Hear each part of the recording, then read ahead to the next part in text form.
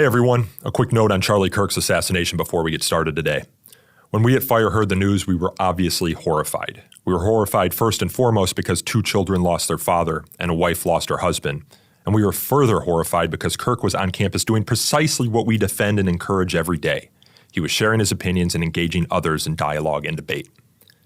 America must be an open society where this sort of debate can take place, where we can feel safe to share our ideas in the public square, not just from behind bulletproof glass and bulletproof vests.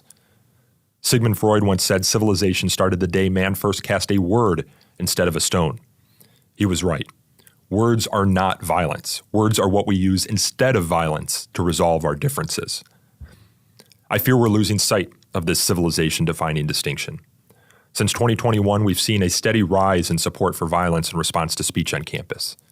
Last week, just before Kirk's assassination, we released our finding that 1 in 3 students expressed some support for the use of violence to stop a campus speech. That's up from 20% only 3 years ago. What happened last week is indicative of a broader cancer in our body politic that we must address. But it must not be addressed with censorship. For more than 25 years, Fire has challenged colleges that use speculative and amorphous security rationales to justify censoring controversial speakers. Through public records requests and other means, we've often found these rationales serve as a pretext to shut down debate and to capitulate to demands for censorship. Indeed, according to our deplatforming database, Kirk was the subject of at least 14 attempts to stop him from speaking on campuses since 2021. And over the years, Fire has repeatedly written to colleges that sought to silence Kirk's organization and his supporters. Moving forward, we can expect colleges and universities to place an even greater emphasis on security ahead of controversial speakers arriving on campus. And we can also expect, and have already started to see, government officials punish those who say offensive or insensitive things about the tragedy. Both responses raise serious free speech and First Amendment concerns that we'll be watching closely. College administrators and government officials have a moral and legal obligation to redouble their efforts to protect free speech. Rewarding threats of violence by taxing speech or silencing speakers will only invite more threats and more violence. Last week, an assassin's veto silenced Charlie Kirk, just as it silenced the journalists and cartoonists at Charlie Hebdo a decade ago, and just as it attempted to silence Salman Rushdie in 2022. But we cannot let the censors win. We cannot let violence prevail. We can and must come together in defense of our rights to be who we are and to speak our minds. Now, on to today's show. Somewhere I read of the freedom of speech. You're listening to So to Speak, the Free Speech Podcast, brought to you by Fire, the Foundation for Individual Rights and Expression. All right, folks, welcome back to So to Speak, the Free Speech Podcast, where every other week we take an uncensored look at the world of free expression through the law, philosophy, and stories that define your right to free speech. I am, as always, your host, Nico Perino. And today we're joined by an award-winning author, Charlie Slack. Do you go by Charles or do you go by Charlie? And Charlie, I have to say, I've recorded over 250 podcasts about free speech over the last decade. I've never done an episode on the Sedition Act of 1798. I've never done it. And your book, Liberty's First Crisis, Adams, Jefferson, and the Misfits Who Saved Free Speech, has been going around our office for reasons that we can potentially get into later in the podcast. And it was absolutely fantastic. And the story behind the Sedition Act of 1798 is so extraordinary. I can't believe it's been 250 podcasts and I haven't touched it yet. But this is your latest book. You're the author of 4 books. Thank you so much for coming down to DC and coming on the show. Thank you. It's great to be here. So let's talk about the origin of this book. You haven't written about free speech prior to it, or at least not that I've seen. I had not. So what caused you to delve in to what you call Liberty's First Crisis? It was really the first time in American history that freedom of speech was a major controversy. It was the first great test of whether we were going to live up to those wonderful words in the First Amendment. That was ratified in 1791. And so it was 7 years later. So the same generation that founded that great ideal of no law against free speech or freedom of the press now that they were in power, sort of decided, it's one thing when we're launching invectives against the controlling British authorities, but now that it's us, these words coming out every day in the press can be kind of disruptive to what we're trying to do. And so they passed the Sedition Act of 1798, making it a crime to criticize the government. And I got onto it. I am not a legal scholar or a constitutional expert, constitutional scholar, or an attorney. I came at it as a writer. I've, I think since I was a kid, wanted to be a writer, and I started out as a newspaper reporter. And I think in the back of my mind, I've always cherished living in a country where we were free to speak our minds, even to those in the highest offices, in the highest power. And I think since I was a child, it was something that my parents sort of instilled in me. And somewhere along the way, I heard about this Sedition Act and where they made it illegal to criticize the government. And I said, well, that's so contradictory. And it kind of germinated and sat there in my mind for a long time. And I said, well, that's a great story. Let me look into this. And as I started to look into the situation and some of the characters, it just became more and more interesting to me. And that's why I thought that it would be maybe a subject for a good book. Yeah. So you say they made it a crime to criticize the government. The law says that publishing or uttering anything false, scandalous, and malicious about Congress or the president is illegal if doing so brings them into contempt or disrepute. I found some things about this law extraordinary. And you point these out in your book. One is it's just the president and just Congress. What's significant about that? Well, the Federalists, there were no official parties at the time, which is kind of hard to understand or hard to contemplate. Today. At this point, you'd almost think that party structure was written into the Constitution because it's become such a entrenched part of our system. But initially, the idea, very optimistic as it turned out, was that we would sort of fight it out at the ballot box, so to speak, and then we would elect leaders who would represent all of us. But of course, as soon as the government got going, people started dividing into different factions. And so the term party was originally an epithet of party and faction. And the Federalists sort of thought of themselves as the elite Americans. They were the Americans. They were the ones who should be running things. They were largely English descended and educated, and it was their job to sort of run the government. And they controlled the presidency and both houses of Congress. And this is John Adams who's president. Yes, John Adams was the president, and they controlled both houses of Congress and the Supreme Court. The one office that they didn't was the vice presidency, which was Thomas Jefferson, who was part of this. Was an anti-federalist, part of this sort of affiliation that went by different names: anti-federalists, Democratic Republicans, Republicans. I call them Republicans for simplicity in the book. No connection to the modern party. One of the things that I liked about this story was that there were enough sort of things that qualities that today's people could recognize in both Federalists and Republicans of 1798 that they might be able to identify with both parties. So it gave sort of a nice it's sort of a nice starting point to think about free speech. Yeah, well, you might say that maybe they just forgot to include the vice president, right? But then there's this other fact about the law that it was set to expire with the inauguration of the next president and the next Congress. Exactly. I think they were playing it safe. I think that they probably assumed they would be back in power and could re-up it, but it expired in early 1801. So if they were out of office, they would not be subject to it. So is it safe to say then that this law was passed by the Federalists, John Adams' administration and his Congress, to go after their political opponents?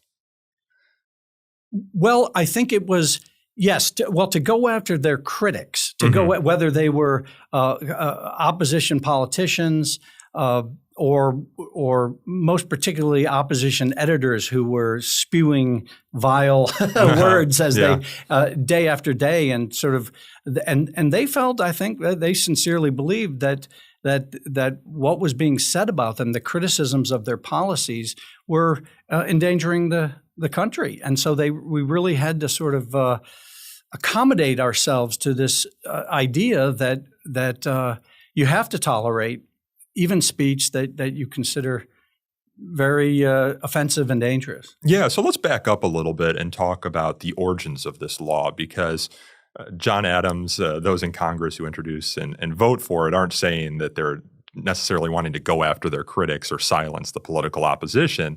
They see a war on the horizon, right? And they see this law as necessary to sort of build the internal unity that is required to win that war. Yes.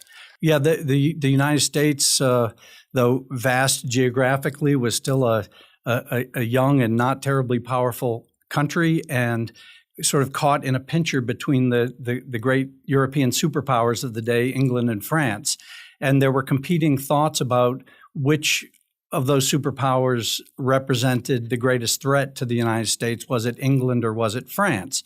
And the Federalists aligned with England, and they felt that the English way was the best, and English structures of government and relations with England. And the Anti-Federalists, the Republicans, felt the opposite. They felt more kinship with France, and they felt that that the British represented sort of the worst tendencies that America might gravitate towards if we allowed it to, which was leaders who began to act like monarchs and kings. And so that was the central tension, and the country seemed to be on the verge of war, externally and internally. There was this very sincere fear that the country could fall apart after the idealism of the founding days very, very quickly.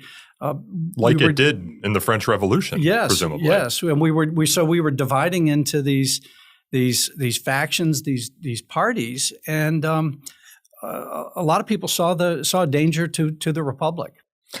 It was one of 4 laws passed, though, the Sedition Act, right? Often you hear the Alien and Sedition Acts. Yes. What were these other laws, and why were they packaged together? Why were they seen as, or at least in the view of history, seen as one of a whole? The Alien Acts and Sedition Act were passed sort of one after the other. The Alien Acts first. There were increasing the time of to become a naturalized citizen. Yeah, that was a naturalization act, right? And then you had the Alien Friends Act, which sort of gave the president broad powers to deport and detain and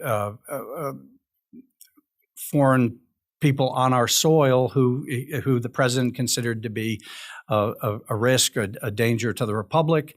And then you had the Enemies Act, which made it which applied to countries with which we were at war and gave even broader powers. So the friends then would be people, from allied nations or nations we're not at war with. Alien enemies are those from nations that we are at war with. Yes, and there was a lot of sort of concern over immigrants from Germany, from Ireland. There was a politician. It's hard to even think. The passions that were erupted at the time when you think about the countries involved from a modern perspective. Sure. But there was Harrison Gray Otis of Massachusetts who gave what was known as the Wild Irish speech, and he said, we have nothing against honest, industrious immigrants, but we can't have these hordes of wild Irishmen invading our shores. And the idea was that they were coming and they would bring their sort of disruptive revolutionary ideas and unsettle the United States. It sounds a little familiar, Mm-hmm. right? Well, what was the makeup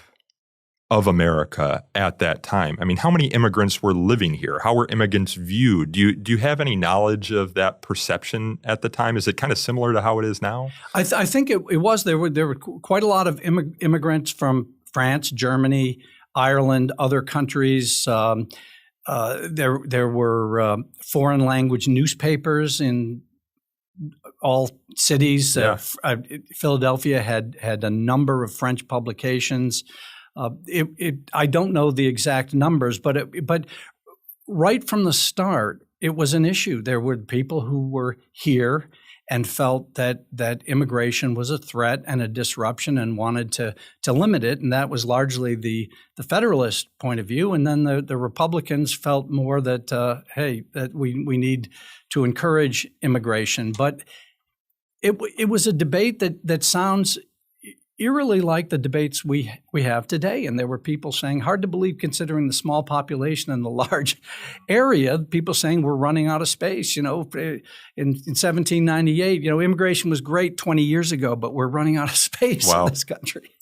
Well, the Alien Friends Act would expire, I believe. The Alien Enemies Act, if I'm not mistaken, is still with us today. Still with us today. And has been used throughout American history during wartime, World War I, the Second World War, I believe it was one of the bases by which to detain and deport Japanese Americans. But the Sedition Act was still in place. I want to talk about those early years that it was in place before we get to the conclusion of it by talking about some of the prosecutions, so that we can put some meat on the bone here.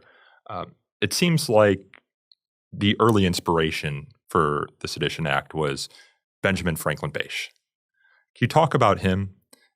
This isn't the Benjamin Franklin who, helped discover electricity and whatnot. This is his grandson. This is his grandson, Benjamin Franklin Bache, who went over with Benjamin Franklin on his diplomatic mission to France as a young child, 1776, and he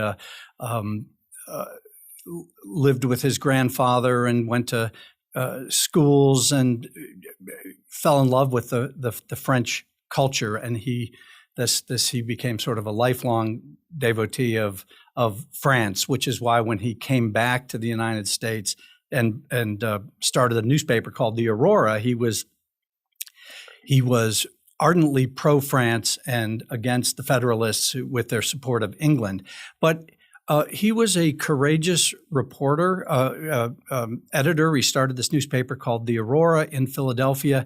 He initially approved of George Washington as president, and then had a falling out with Washington's policies around the Jay Treaty, which was an accommodation, sort of an agreement to come to a settlement with England over harassment on the seas, and there was sort of this conflicts with England, and the Jay Treaty was a way to sort of settle that. But a lot of people like Bache and adherents to France thought that it was a capitulation, and we were on our way to sort of a much too close association with England. And so he had a falling out, began harshly criticizing Washington. Hard to believe Washington was such a legendary figure, but he went in for a lot of criticism as president. Similarly, you don't remember that today. No, but I think it was one of the things that made him decide to leave to retire. He just it was harsh, and then when Adams came into office, one of the things that people criticized about Washington was his fancy carriage. There were these symbols they were seen as sort of symbols of an incipient monarchist or something. Now, Adams came into office following Washington. He was more sort of plain dressed, and Bache and his Aurora initially approved of Adams, but then when Adams began sort of building up a navy to counter France and the French threat and various other measures, Bache turned on Adams and viciously, and the Federalist Congress, and day after day after day, and ultimately he became sort of the first victim of the Sedition Act, although he wasn't formally charged. He was charged with seditious libel, which was sort of a common law approach before the Sedition Act was passed in the spring of 1798. But the yellow fever swept through Philadelphia in 1798, and the government left, and you have a very interesting discussion of the yellow fever in your book. I learned a lot about the yellow fever. I have a good friend who's an infectious disease specialist who helped me out with that, because it was it was a terrible disease thought to be brought by bad air, but of course it was the mosquitoes. But Bache in the summer of 1798, while awaiting trial, he stayed at the one place that where he could speak and continue to fight, which was his printing presses, and his home was above the printing presses. And he contracted yellow fever and died in 1798 before going to trial. But he was sort of one of the seminal figures that prompted the Federalists to pass the Sedition Act. But they did go after his successor at the Aurora, right? William Duane. Yes. Yes. And talk about Luther Baldwin, too. This is another individual prosecuted under the Sedition Act. He was prosecuted for a drunken remark during an Adams parade in Newark, New Jersey. And he's reportedly said, amidst celebratory cannon fire, "I don't care if they fired through his arse." Yes. Yeah, it was Luther was a waterman who plied the waters in and around Newark, New Jersey, and he was not a politician. He was not a thinker. He was not an editor or a scholar. He was just an everyday citizen. He'd had kind of a colorful past, but he serving in the Revolutionary War, but he was just sort of an average everyday citizen. What happened was he had been out drinking with some friends, and John and Abigail Adams were riding from Philadelphia in a carriage, the arduous journey back to Massachusetts to ride out the yellow fever, and they passed through Newark. One of the things that Adams hated was that you had to get out and sort of be feted at every town. You couldn't get on Air Force One. You rolled through every town. And so there was a parade for the Adamses as they rolled through. And there were some singing and ceremonial cannon fire, and someone let off a cannon. Luther Baldwin and his friends were a little drunk. Luther was not a fan of the president. Somebody said, "They're shooting through his arse." And Luther Baldwin said, "I don't care if they shoot through his arse." And he was overheard by the tavern owner, and who had obviously heard of the Sedition Act already and turned and said, "That is sedition." And then ultimately he was prosecuted by there was an ambitious prosecutor named Lucius Horatio Stockton, who decided to pursue the case. I think Luther may not have even remembered it the next day, but Luther was hounded for months and months to come, and ultimately pleaded guilty and had to pay a fine. I'm not sure; it's not clear whether he served time in prison, but it became kind of a rallying cry. One of the in my book, I think Luther has kind of been treated by history as a comic footnote to the Sedition Act story. And I think in one case, for one reason, is the undeniably comic elements. You've got a drunken guy making a joke about the president's rear end. And also because it was impossible really to do much research about Luther because, as I say, he was not a scholar. He didn't leave a lot of writings behind. I did my research during the internet age, and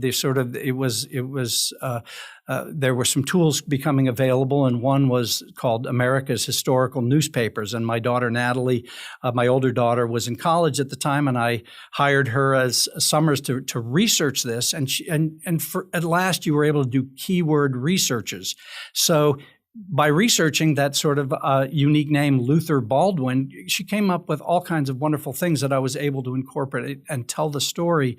But I think it's an important story, and it was one the editors at the time got onto this. They understood, the Republican editors, that if a law like the Sedition Act can reach its icy fingers directly into the general population, and you can be charged with sedition for making a stupid, offensive comment on a street, then we really know that things have gone too far. So I sort of agree with those Republican editors of 1798 that he was kind of a serious case, despite the comic elements. Well, one of the things that strikes me about many of these prosecutions is the speech that's at issue in them. You know, we have the comic element of Luther Baldwin's joke. But Benjamin Franklin Bache accused Adams of nepotism, of having monarchical ambitions, calling him blind, bald, crippled, and toothless. Yes. Right? You have Matthew Lyon, who's another very fascinating story that you investigate, who accused the administration of ridiculous pomp, foolish adulation, and selfish avarice. I mean, Lord forbid John Adams were alive today in the era of X. Yes. Right? I mean, this is tepid. This is minor compared to the criticism our politicians face today. Well, and one of the most sad stories in the Sedition Act was this sort of wandering crank named David Brown, who had been he was from Connecticut. He'd been he was a Revolutionary War veteran, and for whatever reason, he didn't like the government, and he sort of wandered from town to town in Connecticut and Massachusetts, stirring up a sort of anti-federalist opinion, and he would talk to locals, and he would print he was not a writer, but he would print his screeds, and he erected these things called liberty poles, which were simply poles affixed into the ground that had a message at the top, and they were prominent and prevalent during the Revolutionary era. The Revolutionary times. In fact, yes, they were a means of communication during Revolutionary times, where you would communicate anti-British sentiment. You might communicate in code about some meeting that was to take place, and as fast as the British could pull those liberty poles down, they reappeared. And in fact, I had found one letter that Alexander Hamilton, a prominent Federalist back during the Revolutionary times, had written and datelined Liberty Pole, New Jersey.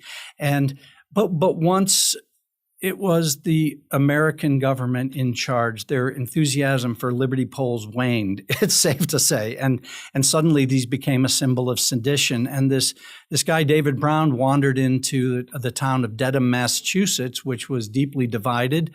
And he encouraged local citizens, and they erected a liberty pole. And it was the hometown of Fisher Ames, who was a prominent member of Congress and took great offense to this and really pushed for prosecution. When you read that message, it has words like peace and retirement to the president. And long live the vice president. I can't remember the exact words, but it was you talk about mild by today's standards, but it was considered so offensive. That David Brown was hounded, and ultimately he was poor. He didn't have any money. He was given the harshest sentence of the Sedition Act and stewed in jail for a long time. One thing we didn't clarify at the top. The poll says, long live the vice president. The vice president is Thomas Jefferson. Americans might not understand that the president and the vice president during this period weren't of the same party. Yes, sometimes. Right, exactly. As I say, you would think today you would assume that the party system was structured into the Constitution, but it wasn't. There was no party system per se at the time, and so it was the person who came in second, and Jefferson was the vice president. But they had very different political views, Jefferson and Adams. And Adams was more, another key difference between the Federalists and the Republicans was the Federalists were advocates of a strong national government, and the Anti-Federalists were much more cautious about that and concerned and advocates of state rights, and that was sort of a key idea backed by Jefferson. Adams, though, in your book, you talk about how in 1765 he publishes articles in the Boston Gazette extolling indisputable, inalienable, indefeasible divine right of individuals to criticize their leaders.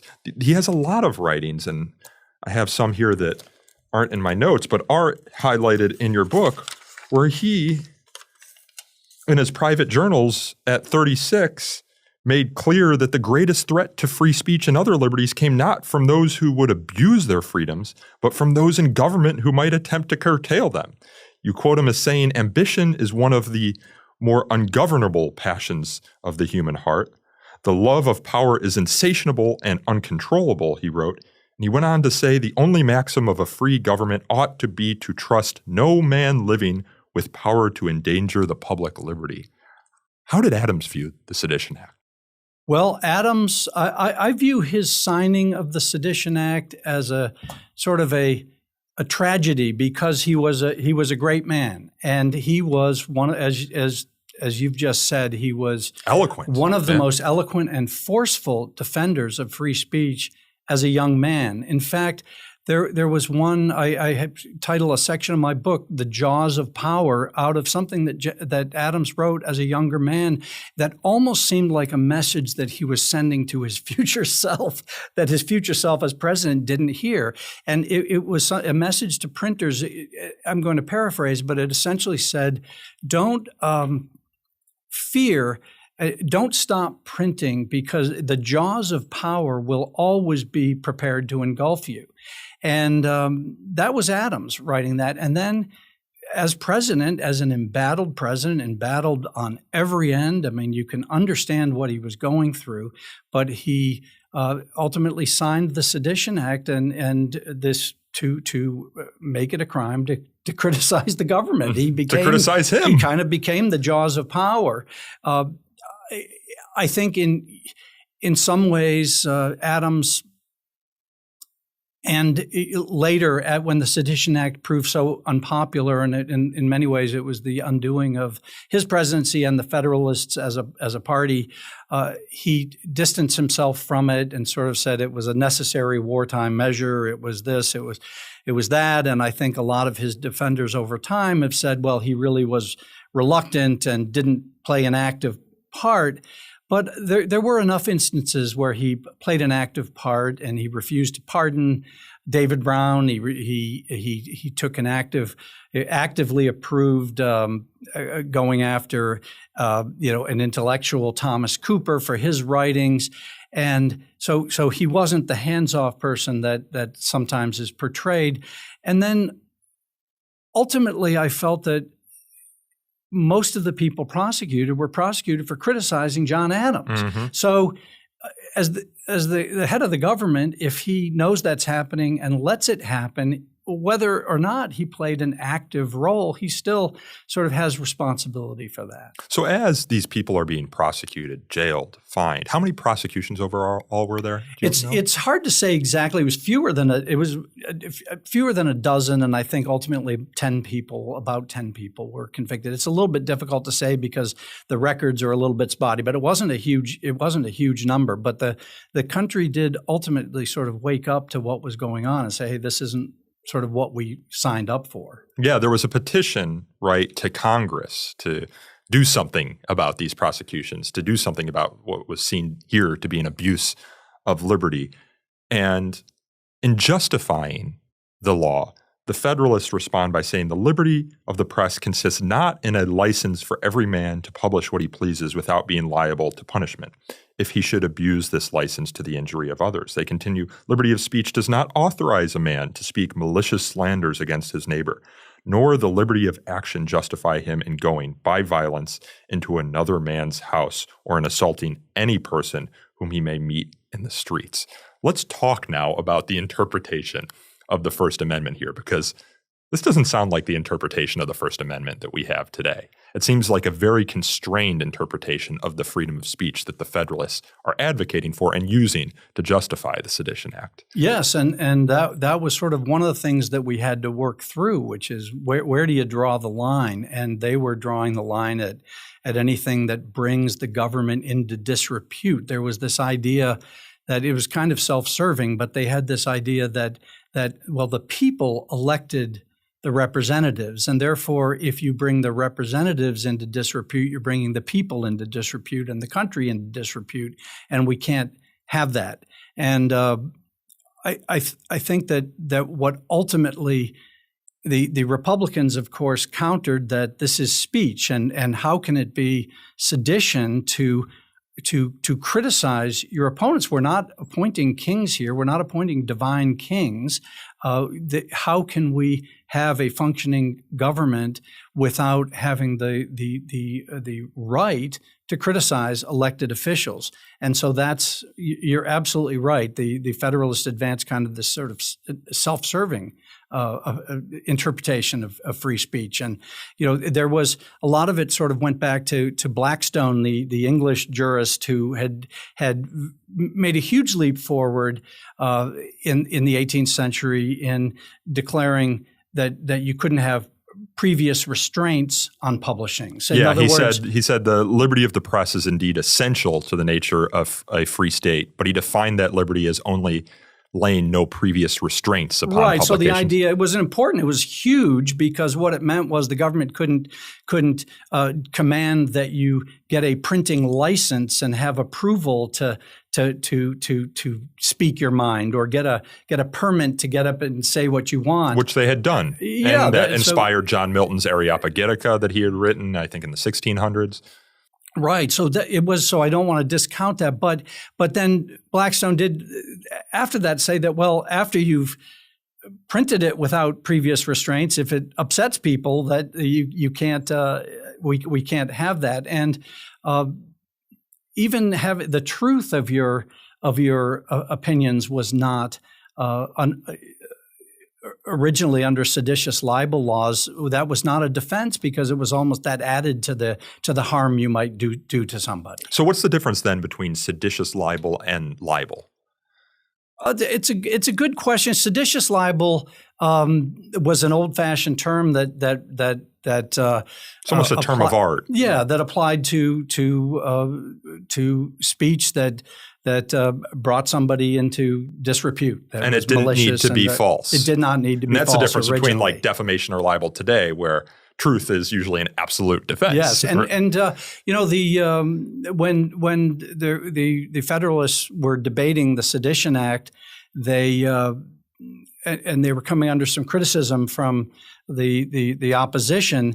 They relented and they made it a part of the Sedition Act that you could be acquitted if you could prove the truth of what you said.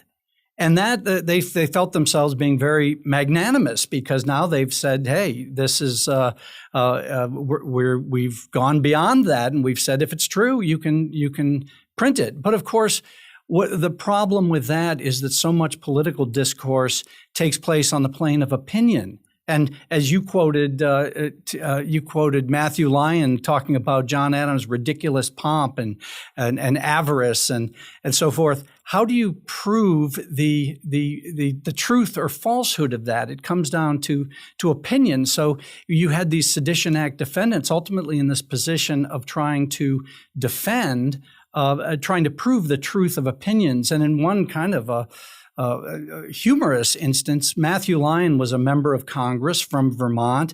He was an ardent Republican and opposed the Adams administration. He was charged with sedition while he was campaigning for re-election, and he was put on trial. And Judge William Patterson, a Supreme Court justice who was presiding over the case, was a dining companion of John Adams.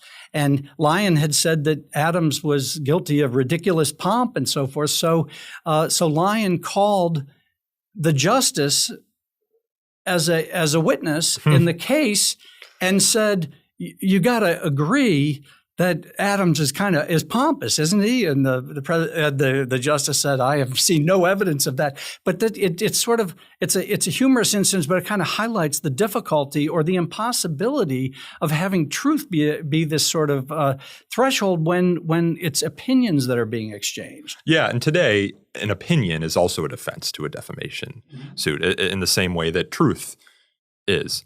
But if you go back and you think about this concept of seditious libel, the trial of John Peter Zenger in 1735, I've talked about this before on the podcast because my first introduction to the freedom of speech was putting on the trial of John Peter Zenger as a play in my fifth grade class. Wow, yeah. Isn't that great? Coming full circle, so to speak. And this is a guy who was a publisher in New York who criticized the colonial governor, William Crosby. And criticism, under the concept of seditious libel was criminal, right? He was obviously guilty. He published what was said. But his lawyer, Andrew Hamilton, successfully argues to a jury that truth should be a valid defense against libel, which was, as we say, a revolutionary idea at the time. And that's where you see kind of the first dramatic example of jury nullification exactly, in American history. Yeah. And so if you are writing the First Amendment and that story of John Peter Zenger is in the back of your head, is kind of an inspiration for the concept of American liberty, to put aside British liberty, you would think it would extend to criticism of the president or of the colonial governor, right? But here you have Adams saying, no, it doesn't. Right. He's not arguing to draw and quarter the people who are saying it, as would happen. And that's a crucial point, because I think if you look through the long sort of grisly train of the way people throughout history have been treated for standing up and criticizing those in authority, the Sedition Act, both its use and the punishments, were mild by historical standards. And I think the Federalists considered themselves actually quite magnanimous. And there were some people who said after one of the convictions, I forget who it was, maybe it was Thomas Cooper and one of the editors, Federalist editors who approved of it, said, look at this, our mild and beneficent government that passes out such a light sentence for these scandalous writings. Yeah, I mean, the comparison is putting you on a board drawn and quartered and all those things, Sir Philip Sidney and those. Yeah, I mean, we don't need to go into the grisly details of it, but you're still alive and your entrails are taken out. Exactly. And then,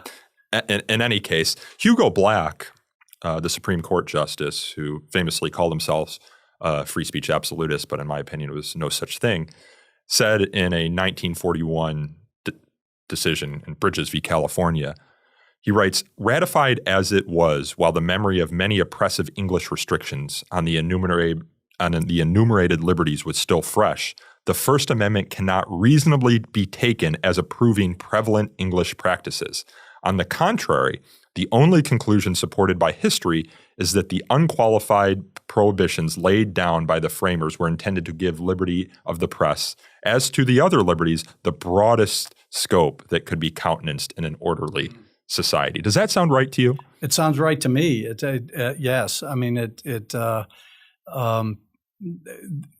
as I say, there was sort of immense debate over where we were going to draw that line, and there were some people. There was an author, Leonard Levy, who wrote an influential book in the 1960s, Legacy of Suppression. Legacy of Suppression.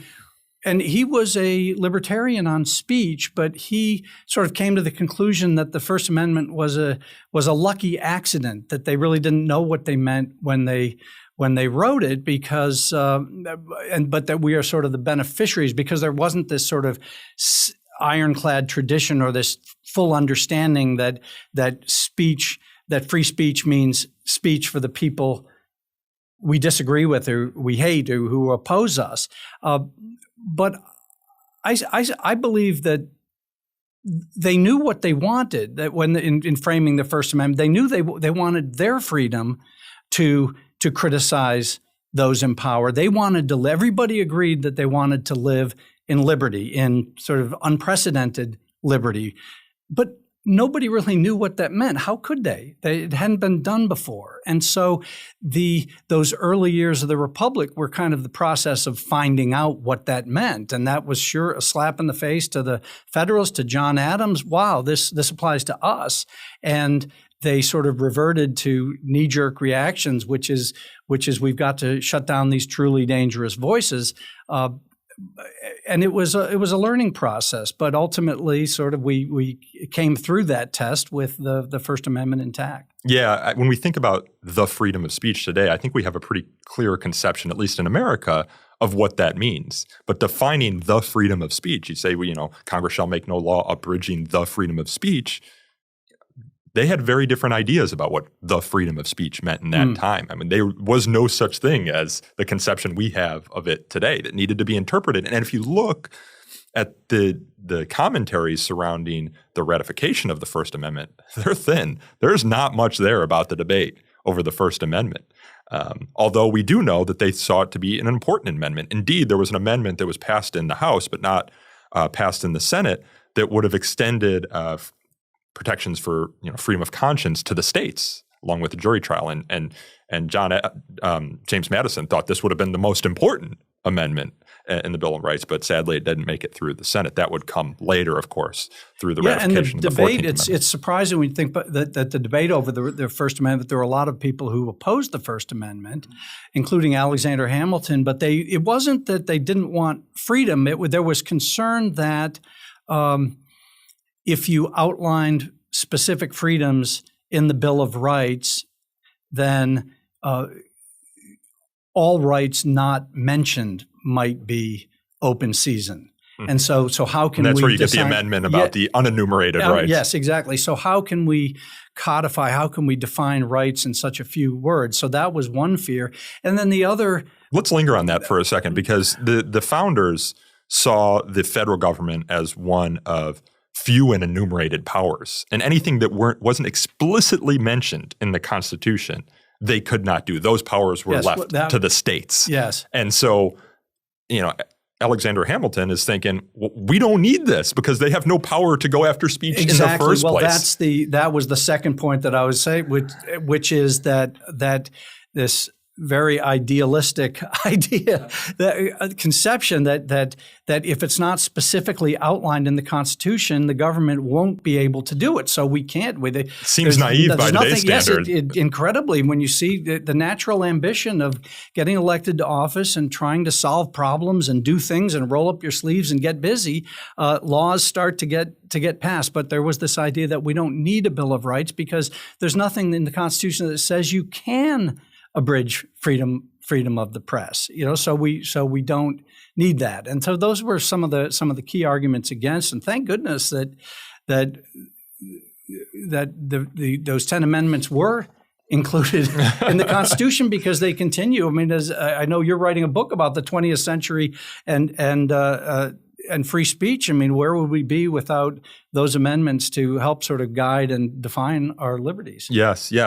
Let's talk now about the Supreme Court, because you had mentioned that there was a Supreme Court justice who heard one of these cases. There was another one, I believe, Samuel Chase, yes, who heard another one of these cases. 3, actually. Yeah. Yeah. So the Supreme Court didn't render a decision on the Sedition Act, but you had these justices who at the time, rode circuit, I think, or heard cases at lower levels, who were hearing these cases, and they seem to be signing off on these sorts of prosecutions. They did enthusiastically. They were largely Federalists, and the Supreme Court's role as sort of deciding the constitutionality of laws was yet to come. And judicial review, I think it was Marbury versus Madison in 1803, which was just after the Sedition Act crisis, would put that into place. But you're correct. It was. But there was a debate between the Federalists and Anti-Federalists around who could review the constitutionality of laws. Because if I'm not mistaken, Thomas Jefferson thought the states could review. Well, yes, and that gets us to the Virginia and Kentucky resolutions, yeah,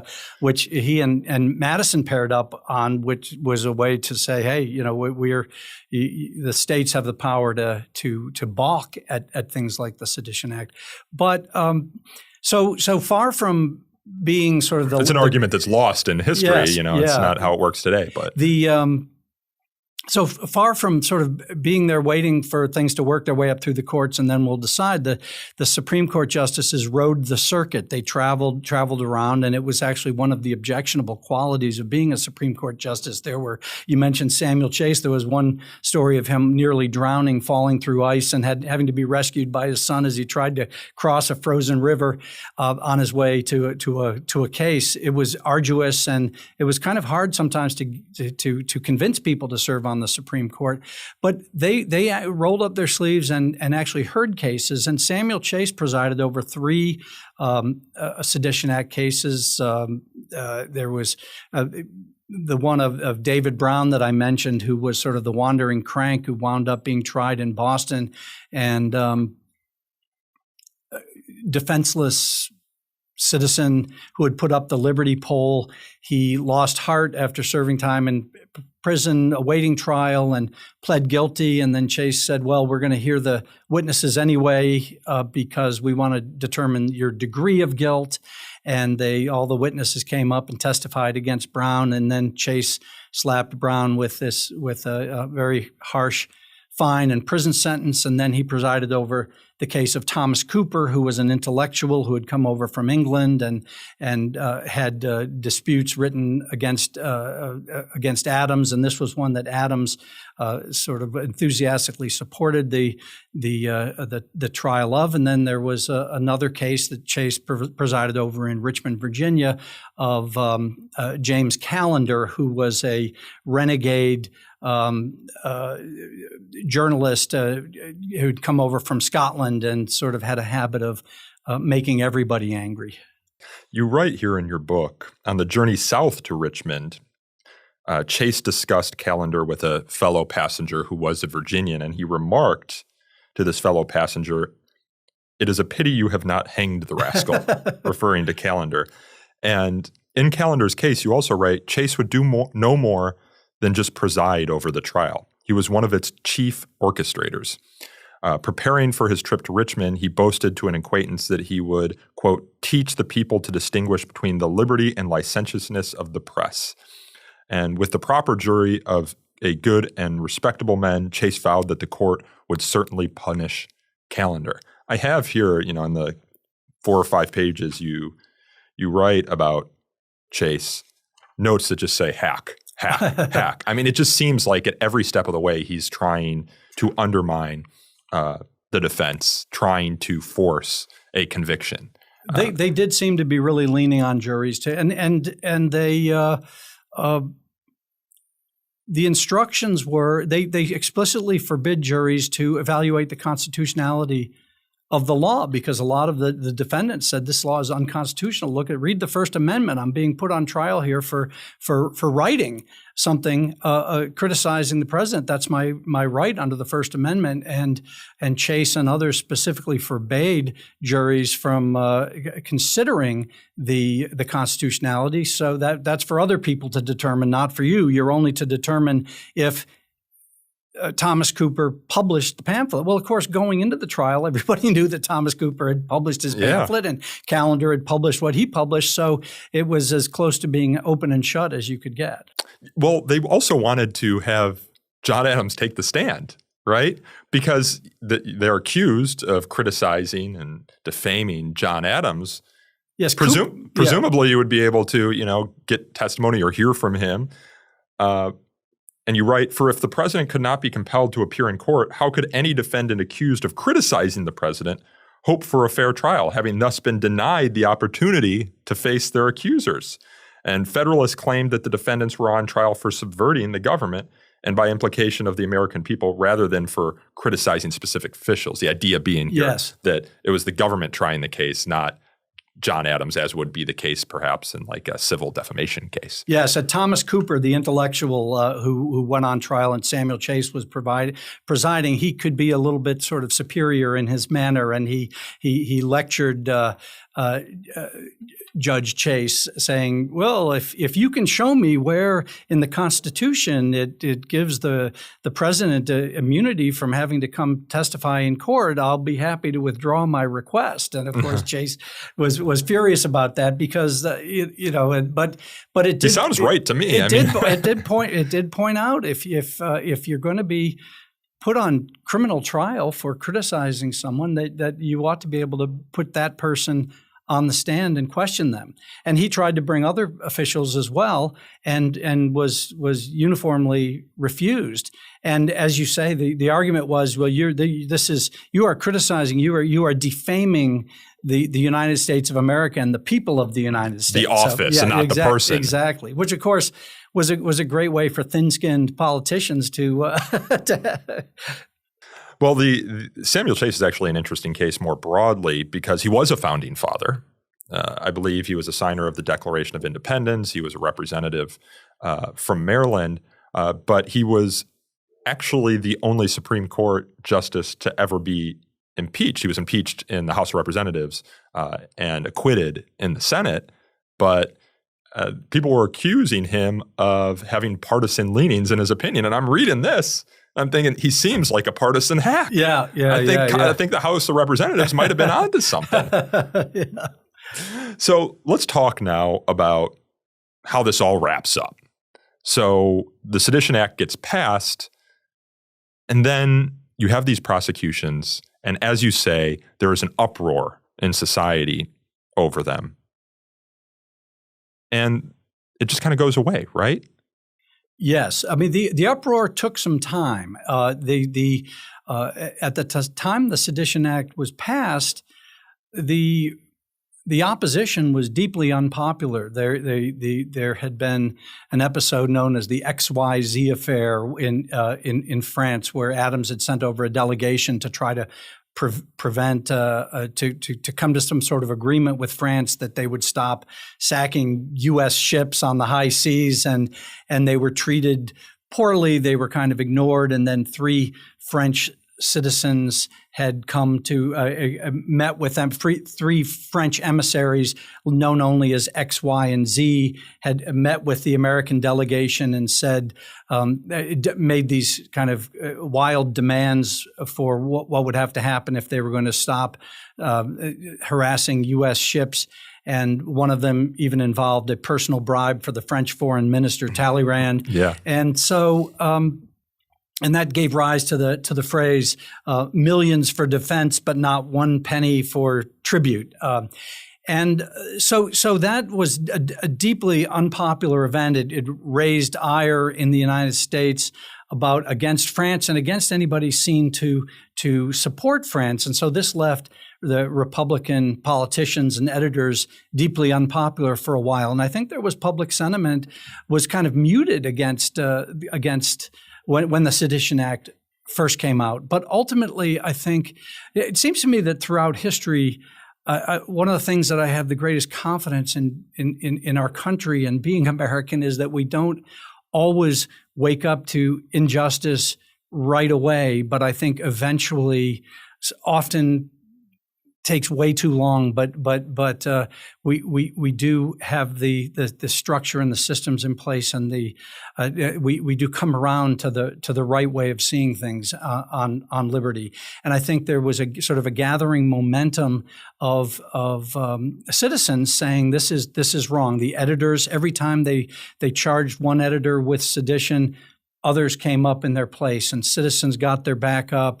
There were sort of a lesser celebrated element of the First Amendment, the right to petition, came into force, and hundreds and thousands of petitions began landing in Congress demanding that the Sedition Act be repealed. And I think I did the math and found that just from Pennsylvania alone, it was something like 12% of the number of people that voted in the next governor election had signed petitions saying, you imagine what that means in today's terms, how many people that would be. And so there's this idea, because we didn't have the great Supreme Court cases of the 20th century taking place during 1798, there was sort of this idea that the Constitution, one historian said that until the 20th century, the First Amendment were dead letters because we didn't have a way of sort of codifying But I think people were deeply aware. They referred to the First Amendment. They referred to no abridgment. Yeah. And ultimately, the sway of public opinion, the threat of war with France began to ebb, and people's ire over the Sedition Act grew, and ultimately. At the ballot box, Jefferson defeated Adams for the presidency. The Federalists lost the election, and the Sedition Act faded away. So that was a great test of whether we were going to live up to those great words in the First Amendment, and ultimately we did, and been fighting it out ever since. Yeah, just kind of the litany of things that happened in response to the Sedition Act. The Federalists lose office. I mean, do you think that's a proximate cause of why they lost office, or a primary cause? I think it had a lot to do with it. I mean, who knows what's in the heart of each voter. The Federalist Party doesn't exist anymore. It did not. It faded away. It lingered on for a few years. But you can argue that the First Amendment in that case is the only amendment that has ever totally eradicated a political party that tried to violate it. Had a good share in it. Yeah. But it wasn't just that. It wasn't just the eradication of the Federalist Party. It was, as you note, the Jefferson pardons. You talk about how Congress actually repaid the fines of some of these individuals. And in 1834, it passed a resolution saying that the law was unconstitutional. It wrote, "The committee are of the opinion that the law above recited was unconstitutional, null, and void, passed under a mistaken exercise of undelegated power.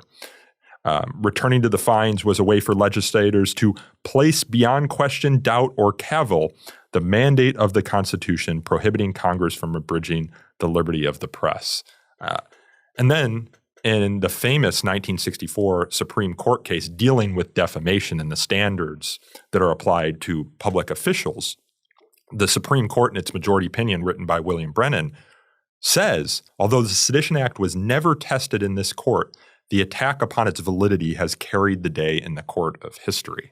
I mean, this is a pretty widespread and universal rebuke, not just from the president and Jefferson, not just from Congress and repaying the fines and passing its own resolution, but later, 160 some odd, 170 some odd years later, saying, the court of history has rendered its verdict on this act is pretty remarkable. In some ways, the Federalists did the country a favor, I think, because at great cost to the defendants who served prison time and paid fines and were mistreated, at great cost to the Federalists themselves who disappeared as a party.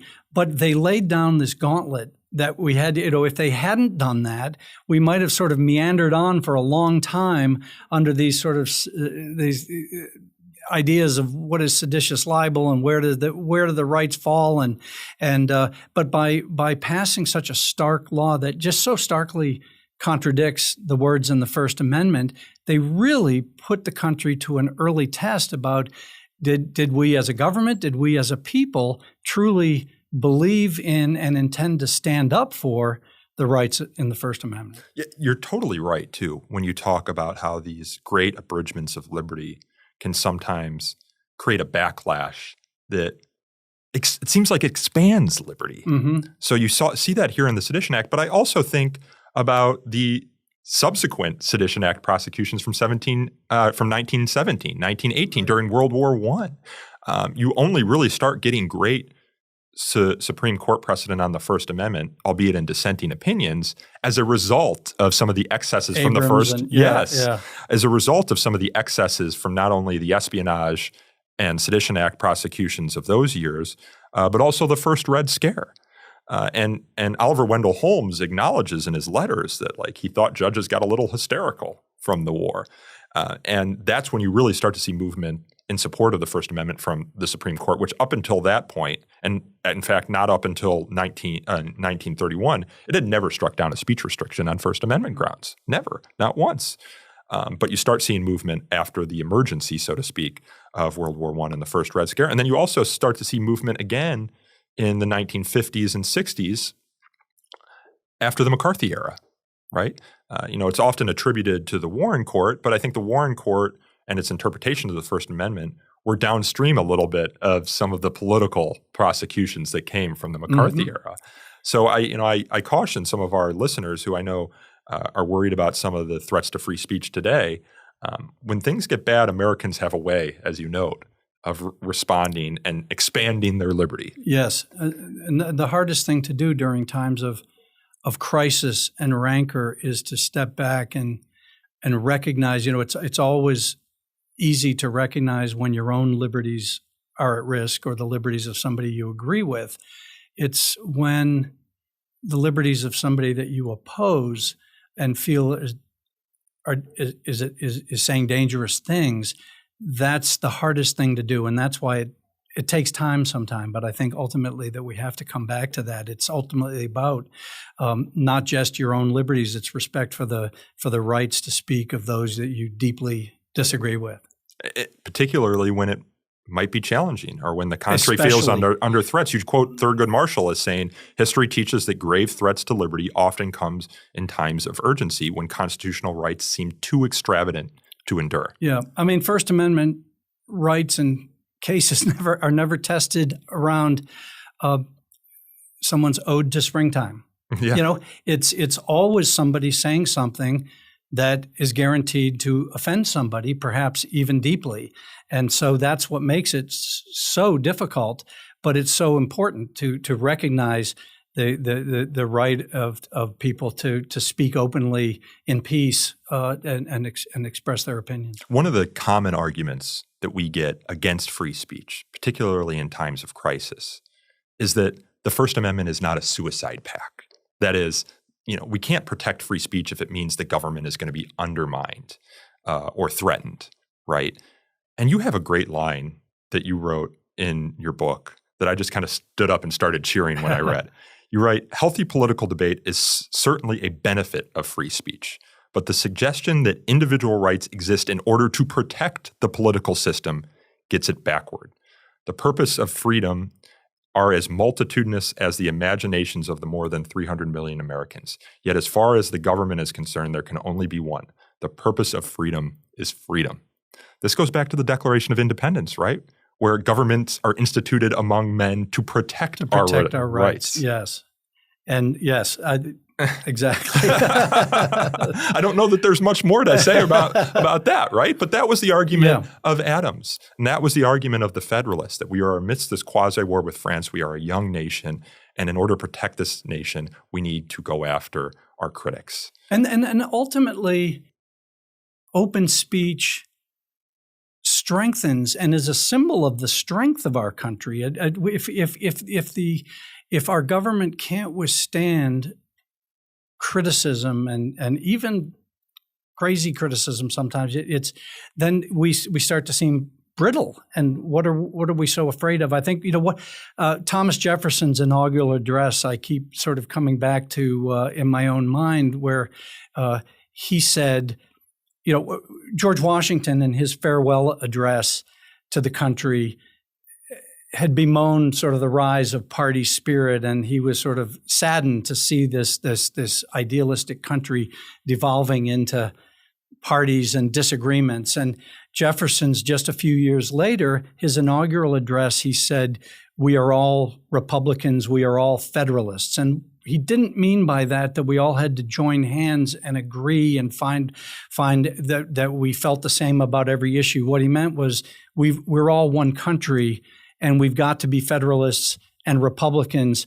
under one strong country, and we've got to be able to disagree with one another. And he then went on further to say, if somebody wants to criticize the government and even say the most terrible things about the government, let those things stand. I'm paraphrasing, but he said, let those stand as monuments to the safety of our government, where reason is left free to combat it. And that just seems to me a beautiful thought, and one that we can carry with us, which is that if we believe in reason and we believe in liberty, then ultimately those can carry us through and make us stronger. Yeah, as fractured as we might be, we can come together in defense of these principles that founded this nation. Yeah. E pluribus unum, out of many one. Charlie Slack.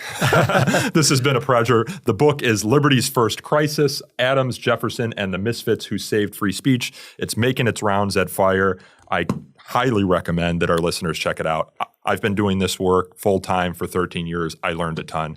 Charlie, thanks for coming on the show. Thank you so much for having me. It's been a real pleasure. I am Nico Perino, and this podcast is recorded and edited by a rotating roster of my Fire colleagues, including Sam Lee and Chris Maltby. This podcast is produced by Sam Lee. To learn more about So to Speak, you can subscribe to our YouTube channel or Substack page, both of which feature video versions of this conversation. You can also follow us on X by searching for the handle Free Speech Talk. If you have feedback on this conversation, please send us an email at sotospeak@thefire.org. Again, that is sotospeak@thefire.org. We love hearing from you. And I would also love to hear from you in the reviews on Apple Podcasts or Spotify. These are places that can help us attract new listeners to the show, and your review can help us attract new listeners to the show. So please consider leaving one. And until next time, I thank you all again for listening.